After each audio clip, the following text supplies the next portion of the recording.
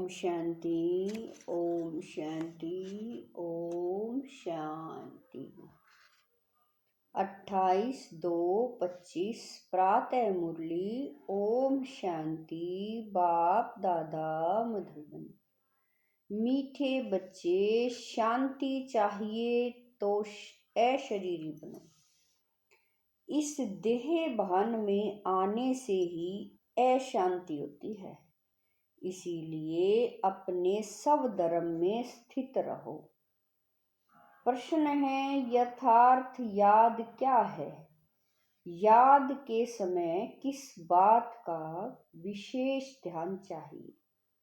उत्तर है, अपने को इस देह से न्यारी आत्मा समझकर बाप को याद करना, यही यथार्थ याद है।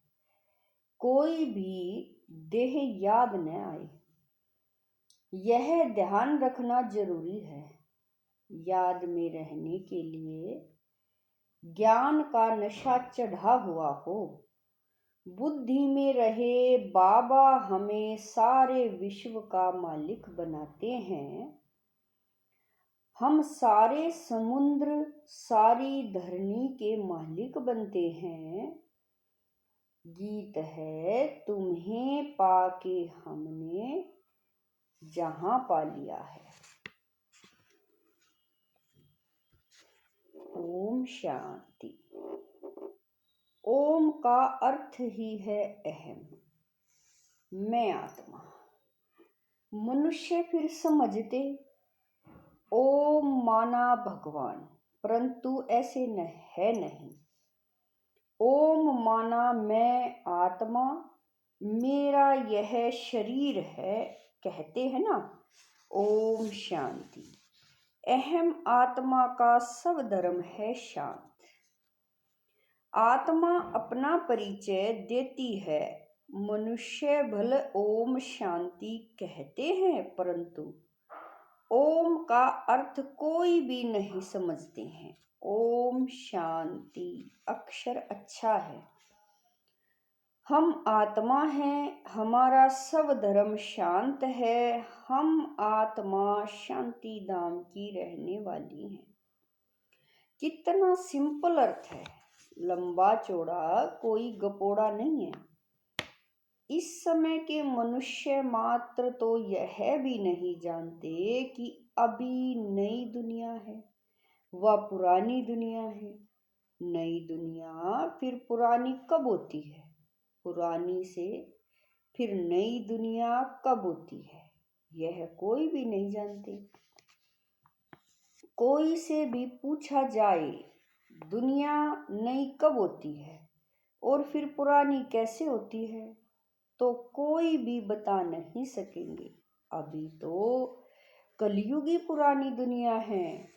नई दुनिया सतयुग को कहा जाता है। अच्छा, नई को फिर पुराना होने में कितना वर्ष लगते हैं, यह भी कोई नहीं जानते। मनुष्य होकर यह नहीं जानते, इसीलिए इनको कहा जाता है जानवर से भी बदतर। जानवर तो अपने को कुछ कहते नहीं, मनुष्य कहते हैं हम पतित हैं, हे पतित पावन आओ, परंतु उनको जानते बिल्कुल ही नहीं। पावन अक्षर कितना अच्छा है। पावन दुनिया स्वर्ग, नई दुनिया ही होगी। चित्र भी देवताओं के हैं, परंतु कोई भी समझते नहीं है। यह लक्ष्मी नारायण नई पावन दुनिया के मालिक हैं। यह सब बातें बेहद का बाप ही बैठ बच्चों को समझाते हैं। नई दुनिया स्वर्ग को कहा जाता है, देवताओं को कहेंगे स्वर्गवासी। अभी तो है पुरानी दुनिया नरक, यहाँ मनुष्य है नरकवासी।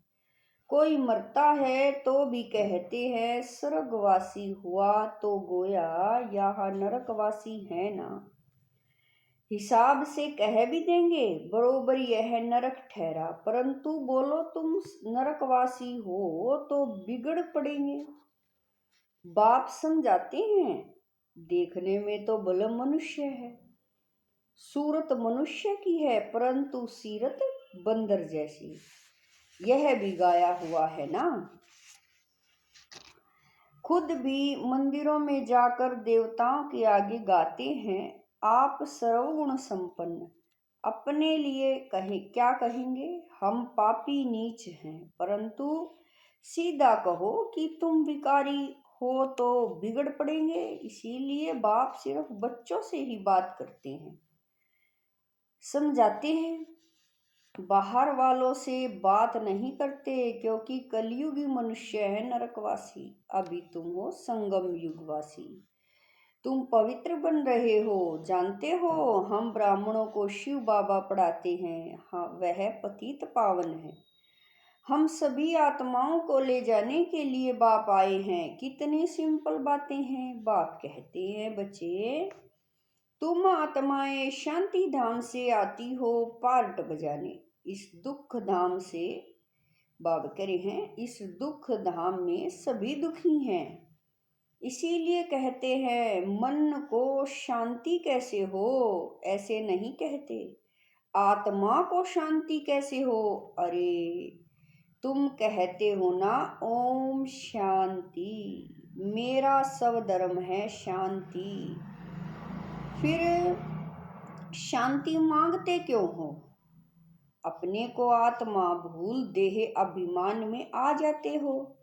आत्माएं तो शांति धाम की रहने वाली हैं, यहाँ फिर शांति कहाँ से मिलेगी। अशरीरी होने से ही शांति होगी। शरीर के साथ आत्मा है तो उनको बोलना चालना तो जरूर पड़ता है। हम आत्मा शांति धाम से यहाँ पार्ट बजाने आई हैं। यह भी कोई नहीं समझते कि रावण ही हमारा दुश्मन है। कब से यह रावण दुश्मन बना है, यह भी कोई नहीं जानते। बड़े बड़े विद्वान पंडित आदि यह एक भी नहीं जानते कि रावण है कौन, जिसका हम एफिजी बनाकर जलाते हैं, जन्म जन्मांतर जलाते आए हैं। कुछ भी पता नहीं।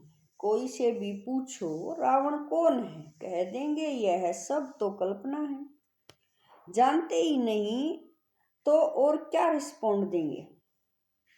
शास्त्रों में भी है ना, हे राम जी संसार बना ही नहीं है, यह सब कल्पना है। ऐसे बहुत कहते हैं। अब फलाना पावकर हैं, ऐसे बहुत कहते हैं। अब कल्पना का अर्थ क्या है। कहते हैं यह संकल्पों की दुनिया है, जो जैसा संकल्प करता है वह हो जाता है। अर्थ नहीं समझते। बाप बच्चों को बैठ समझाते हैं। कोई तो अच्छी रीति समझ जाते हैं, कोई समझते ही नहीं है। जो अच्छी रीति समझते हैं उसको सगे कहेंगे, और जो नहीं समझते हैं वह लगे अर्थात सोतेले हुए। अब सोतेले वारिस थोड़े ही बनेंगे। बाबा के पास माँ तेले भी हैं तो सोतेले भी हैं। माँ तेले बच्चे तो बाप की श्रीमत पर पूरा चलते हैं, सोतेले नहीं चलेंगे। बाप कहते हैं यह मेरी मत पर नहीं चलते हैं, रावण की मत पर हैं। राम और रावण दो अक्षर हैं, राम राज्य और रावण राज्य। अभी है संगम। बाप समझाते हैं यह सब ब्रह्मा कुमार कुमारियां शिव बाबा से वर्षा ले रहे हैं। तुम लेंगे श्रीमत पर चलेंगे तो कहते हैं कौन सी मत। बाप श्रीमत देते हैं कि पवित्र बनो। कहते हैं हम पवित्र रहें, फिर पतित न माने। बाबा कह रहे हैं हम पवित्र रहें, फिर पति न माने तो मैं किसकी मानूं। वह तो हमारा पति परमेश्वर है, क्योंकि भारत में यह सिखलाया जाता है कि पति तुम्हारा गुरु ईश्वर आदि सब कुछ है, परंतु ऐसा कोई समझते नहीं है। उस समय हाँ कर देते हैं, मानते कुछ भी नहीं, फिर भी गुरुओं के पास मंदिरों में जाते रहते हैं। पति कहते हैं तुम बाहर मत जाओ, हम राम की मूर्ति तुमको घर में रख कर देते हैं, फिर तुम अयोध्या आदि क्यों भटकती हो। तो मानती नहीं। यह है भक्ति मार्ग के धक्के, वह जरूर खाएंगे, कभी मानेंगे नहीं। समझते हैं वह तो उनका मंदिर है। अरे तुमको याद राम को करना है कि मंदिर को, परंतु समझते नहीं। तो बाप समझाते हैं, भक्ति मार्ग में कहते भी हो, हे भगवान आकर हमारी सदगति करो, क्योंकि वह एक ही सर्व का सदगति दाता है। अच्छा वह कब आते हैं यह भी कोई नहीं जानते। बाप समझाते हैं, रावण ही तुम्हारा दुश्मन है। रावण का तो वंडर है, जो जलाते ही आते हैं, लेकिन मरता ही नहीं है। रावण क्या चीज है यह कोई भी नहीं जानते। अभी तुम बच्चे जानते हो, हमको बेहद के बाप से वर्षा मिलता है। शिव जयंती भी मनाते हैं, परंतु शिव को कोई भी जानते नहीं है। गवर्नमेंट को भी तुम समझाते हो, शिव तो भगवान है, वही कलप कलप आकर भारत को नरकवासी से स्वर्गवासी, बेगर से प्रिंस बनाते हैं, पतित को पावन बनाते हैं, वही सर्व के सदगति दाता हैं। इस समय सभी मनुष्य मात्र यहाँ है, क्राइस्ट की आत्मा भी कोई न कोई जन्म में यहाँ है, वापिस कोई भी जा नहीं सकते। इन सब की सदगति करने वाला एक ही बड़ा बाप है, वह आते भी भारत में है। वास्तव में भक्ति भी उनकी करनी चाहिए जो सदगति देते हैं। वह निराकार बाप यहाँ तो है नहीं, उनको हमेशा ऊपर समझकर याद करते हैं। कृष्ण को ऊपर नहीं समझेंगे और सभी को यहाँ नीचे याद करेंगे। कृष्ण को भी यहाँ याद करेंगे। तुम बच्चों की है यथार्थ याद, तुम अपने को इस देह से न्यारा आत्मा समझकर बाप को याद करते हो। बाप कहते हैं, तुमको कोई भी देह याद नहीं आना चाहिए, यह ध्यान जरूरी है। तुम अपने को आत्मा समझ बाप को याद करो। बाबा हमारे सारे विश्व का मालिक, बाबा हमको सारे विश्व का मालिक बनाते हैं। सारा समुद्र, सारी धरनी, सारे आकाश का मालिक बनाते हैं। अभी तो कितने टुकड़े टुकड़े हैं, एक दो की हद में आने नहीं देते। वहां यह बातें होती नहीं। भगवान तो एक बाप ही है, ऐसे नहीं कि सभी बाप ही बाप है। कहते भी हैं हिंदू चीनी भाई भाई, हिंदू मुस्लिम भाई भाई, परंतु अर्थ नहीं समझते हैं। ऐसे कभी नहीं कहेंगे हिंदू मुस्लिम बहन भाई नहीं, आत्माएं आपस में सब भाई भाई हैं, परंतु इस बात को जानते नहीं हैं। शास्त्र आदि सुनते सत सत करते रहते हैं, कुछ अर्थ नहीं पाव करें, अर्थ कुछ नहीं, वास्तव में है सत्य झूठ। सचखंड में सच ही सच बोलते हैं, यहाँ झूठ ही झूठ है। कोई को बोलो कि तुमने झूठ बोला तो बिगड़ पड़ेंगे, तुम सच बताते हो तो भी कोई तो गाली देने लग पड़ेंगे। अब बाप को तो तुम ब्राह्मण ही जानते हो। तुम बच्चे अभी दैवी गुण धारण करते हो, तुम जानते हो अभी 5 तत्व भी तमो प्रधान है। आजकल मनुष्य भूतों की पूजा भी करते हैं, भूतों की ही याद रहती है। बाप कहते हैं, अपने को आत्मा समझ मामेकम याद करो, भूतों को मत याद करो। गृहस्थ व्यवहार में रहते हुए बुद्धि का योग बाप के साथ लगाओ। अब देही अभिमानी बनना है। जितना बाप को याद करेंगे तो विक्रम विनाश होंगे। ज्ञान का तीसरा नेत्र तुमको मिलता है। अभी तुमको विक्रमाजीत बनना है, वह है विक्रमाजीत संवत, यह है विक्रमी संवत। तुम योग बल से विक्रमों पर जीत पाते हो। भारत का योग तो मशहूर है, मनुष्य नहीं बावकर हैं, मनुष्य जानते नहीं हैं। सन्यासी लोग बाहर में जाकर कहते हैं कि हम भारत का योग सिखलाने आए हैं, उनको तो पता नहीं यह तो हठ योगी है, वह राजयोग सिखलाने सके। तुम राज ऋषि हो, वह है हद के सन्यासी, तुम हो बेहद के सन्यासी। रात दिन का फर्क है। तुम ब्राह्मणों के सिवाय और कोई भी राजयोग सिखला न सके। यह है नई बातें, नया कोई समझ न सके। इसीलिए नए को कभी अलाउ नहीं किया जाता। यह इंद्र सभा है ना, इस समय है सब पत्थर बुद्धि। सतयुग में तुम बनते हो पारस बुद्धि। अभी है संगम।